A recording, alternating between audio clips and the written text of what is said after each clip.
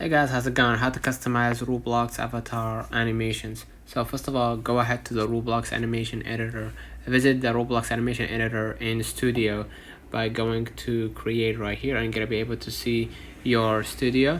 If you don't have a studio, you can download it from the Roblox website. Create a new animation by clicking new and selecting your avatar as the model, and basically use the timeline and key different body parts to create custom animations. You can adjust positions and add keyframes.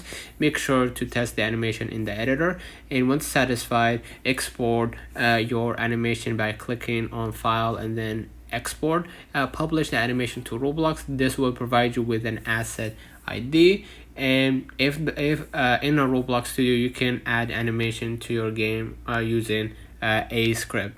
Okay, and basically ensure your animation are compatible with the R15 or R6 rig based on your avatar type. Remember that animating requires practice, so don't hesitate to experiment and refine your techniques. So let me know in the comments if this video helped you. Don't forget to like and subscribe, and thank you for watching.